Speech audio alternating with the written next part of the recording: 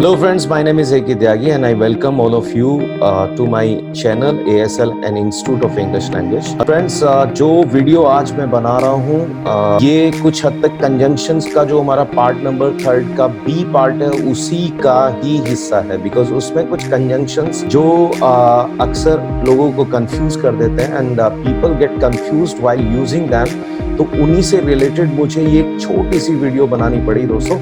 और बाकी जो हमारा कंजंक्शन पार्ट नंबर 3 जो जिसका सब पार्ट मैंने बी बनाया उसका लिंक आप आई बटन में ऊपर देख सकते हैं, जहां से आप उस वीडियो को देख सकते हैं दोस्तों। तो आज की वीडियो हमारी कुछ कंजंक्शंस के बारे में है, जो कि सबऑर्डिनेटिंग कंजंक्शंस में एडवर्ब क्लोज में कंडीशंस को एक्सप्रेस करते हैं। उसमें हमारे कुछ कंजंक्शंस होते हैं जैसे इवन इफ, इवन दो। तो कई बार हम इवन इफ, इवन दो या फिर ओनली इफ या इफ ओनली को लेकर बहुत कंफ्यूज हो जाते हैं। तो उसी कंफ्यूजन को हटाने के लिए दोस्तों आज की वीडियो मैंने बनाई है। तो without wasting time let's begin. तो दोस्तों आज के टॉपिक में जैसा कि आप स्क्रीन पर देख पा रहे हैं, today in this video we shall discuss the differences among the following conjunctions. Generally conjunctions के बारे में मैंने अभी आपको बताया था, और students always consider even if and even though both are alike and can be interchangeable, but these are not.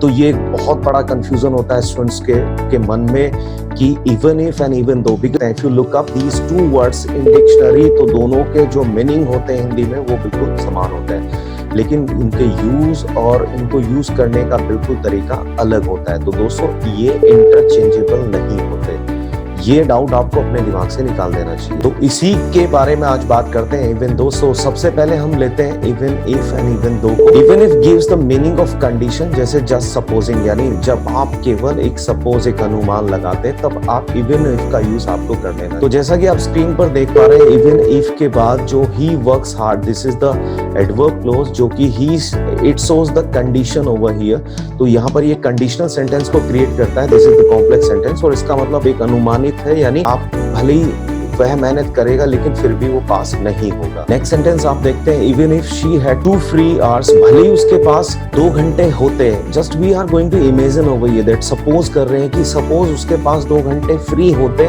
She wouldn't make the food, फिर भी वो खाना ना बनाती, यानी भले ही उसके पास होते लेकिन वो खाना ना बनाती। Even if he met with an accident, भले ही उसका एक्सीडेंट हो जाता, he still would take the exam, फिर भी वो एग्जाम देता। और इसके विपरीत on the contrary if we talk about even though, तो even though it is the more emphatic version of though and although, यानी इसमें और चीजों को थोड़ा सा emphatic बना देते हैं हम, and it expresses the real condition, real situation। तो इसके एग्जाम्पल हम लेते हैं, even though he worked hard, भले ही उसने मेहनत की थी, he still failed, लेकिन फिर भी वो फेल हो गया। तो this was the real condition, यहाँ पर हम सपोजिशन की बात नहीं कर रहे हैं। दूसरा, even though she had 2 free hours, भले ही उसके पास 2 घंटे थे, she couldn't make the food, फिर भी वो खाना नहीं बना सकी। तो this is the real condition. अगर आप ऊपर वाला सेंटेंस देखें, even if she had 2 free hours, she wouldn't make the food, तो भले ही उसके पास 2 घंटे होते फ्री लेकिन वो खाना तब भी ना बनाती, और लेकिन यहाँ पर है कि उसके पास भले ही 2 घंटे थे लेकिन उसने फिर भी खाना नहीं बनाया। तो this is the difference. Next example हमारे यहाँ पर, even though he met with an accident, he took his exam because it was very important। तो it was an important exam, तो भले ही उसका एक्सीडेंट हो गया था लेकिन उसने फिर भी एग्जाम दिया, क्योंकि ये बहुत महत्वपूर्ण एग्जाम था, क्योंकि ये रियल कंडीशन यहाँ पर क्रिएट हो रही है, रियल सिचुएशन, इसीलिए हमने यहाँ पर इवन दो का यूज किया। तो उम्मीद करता हूँ दोस्तों यहाँ तक आपको बिल्कुल अच्छे तक समझ में आया है। दोस्तों एक रिक्वेस्ट और आपसे करता हूँ, आज की वीडियो के नीचे डिस्क्रिप्शन में आप देखेंगे हमारा ASL एक ग्रुप है जिसका लिंक मैंने आपके साथ शेयर किया है, तो वहां पर जाकर उस ग्रुप को आप ज्वाइन करें। साथ में मैंने इंस्टाग्राम का एक लिंक आपको दिया है, तो इंस्टाग्राम पर आप हमसे जुड़े, और साथ साथ एक टेलीग्राम का लिंक मैंने दिया है, तो उस पर भी आप उस चैनल को सब्सक्राइब करें, ताकि इन डिफरेंट सोशल जो प्लेटफॉर्म है वहां पर हम आपको अच्छे से सर्व कर पाएं। एंड बिलीव मी कि आपके साथ बहुत अच्छी चीजें उन प्लेटफॉर्म्स पर हम शेयर करेंगे। अभी आगे बढ़ते हैं टॉपिक को लेकर। तो यहाँ पर जैसा कि आप देख पा रहे हैं, only if and if only. तो both conjunction are different in a use each other. Both are the part of the subordinating conjunctions adverb of condition. तो जैसे मैंने बोला था adverb clause of condition के ये पार्ट होते हैं दोनों, only if and if only, और ये भी कंडीशन में ही आते हैं, लेकिन यहाँ पर भी बहुत बड़ा कंफ्यूजन क्रिएट हो जाता है लोगों को। तो इस कंफ्यूजन को यहाँ पर दूर कर देते हैं दोस्तों। तो सबसे पहले हम बात करते हैं ओनली इफ की। As you can see once again on the screen, you can pass this exam only if you work hard. तो यदि आप मेहनत करेंगे तो आप इस एग्जाम को पास कर सकते हैं। तो इफ ओनली के बारे में just let's see an example over here. If only I were your friend I would help you. तो काश अगर मैं आपका दोस्त होता तो मैं आपकी सहायता करता।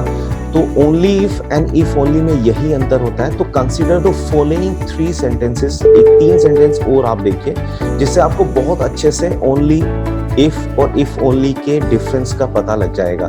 तो सबसे पहला सेंटेंस आप देखिए, if I had the money I would buy a car. यदि मेरे पास पैसा होता तो मैं गाड़ी खरीद लेता। नेक्स्ट सेंटेंस है, if only I had the money I would buy a car. And the third one, I would buy a car only if I had the money. तो यहाँ पर तीनों सेंटेंस को अगर आप देखें तो first sentence expresses a simple fill condition कि आई डोंट हैव मनी, यानी उसके पास पैसा नहीं था तो वो गाड़ी नहीं खरीद पाया। तो दिस इज द एक सिंपल फील्ड कंडीशन है। वहीं पर अगर आप दूसरा सेंटेंस देखें, the second expresses a failed condition with a greater emotion content. I don't have the money but if I had I would buy a car, it's really bothers me. यानी दूसरा sentence ये है कि expresses a failed condition, यानी with a greater emotion content. I don't have the money, यानी उसके पास पैसा नहीं है, लेकिन अगर होता, काश उसके पास पैसा होता तो वो गाड़ी को खरीद लेता। तो वो चीज उसको परेशान करती है, नहीं काश उसको ये, बिकॉज ये एक इमोशनल कंटेंट क्रिएट करता है। यहाँ पर इफ ओनली का तभी हम यूज करते हैं। जैसे दूसरा सेंटेंस आप अगर ऊपर देखें तो वहां पर लिखा था, if only I were your friend. अगर मैं तुम्हारा दोस्त होता, बिकॉज मैं आपका दोस्त नहीं हूं, तो अगर मैं आपका दोस्त होता तो मैं आपकी सहायता करता। तो in the same way, if only I had the money, अगर मेरे पास पैसा होता तो मैं गाड़ी खरीदता। एंड थर्ड सेंटेंस में हम देखते हैं, the third expresses a failed condition without the emotion content but with a greater stress on the monetary constraint. तो यहाँ पर अगर आप देखें कि हालांकि ये फेल्ड कंडीशन है लेकिन विदाउट इमोशन है, इसमें काश वाली बात कोई नहीं है। यहाँ पर केवल पैसे को पर स्ट्रेस दिया है ज्यादा। That is I would buy a car. Actually यहाँ पर बाई एक मिस हो गया है, इसको आप थोड़ा सा कंसीडर अंडरस्टैंड करें। तो आई would buy a car only if I had the money. तो अगर मेरे पास पैसा होता तो मैं गाड़ी जरूर खरीदता, यानी मेरे पास पैसे होने की कंडीशन में मैं गाड़ी खरीदता। तो देखिए पहले में कंप्लीट फेल्ड कंडीशन है, कोई इमोशन नहीं। दूसरे में ग्रेट इमोशन है, काश अगर पैसा होता। थर्ड में पैसे पर हमने डाला है कि भाई अगर पैसा होता, यदि होता तो उस कंडीशन में मैं गाड़ी खरीदता। तो दोस्तों यहाँ तक बस इस वीडियो में इतना ही। अगर आपको ये वीडियो पसंद आई है तो प्लीज मेरे चैनल को सब्सक्राइब करें, और स्पेशली जो न्यू व्यूअर्स हैं जो इस वीडियो को पहली बार देख रहे हैं दोस्तों, पिछली सभी वीडियोस को देखें ताकि ग्रामर को बहुत अच्छे से समझ पाएं। Thank you so much, stay blessed.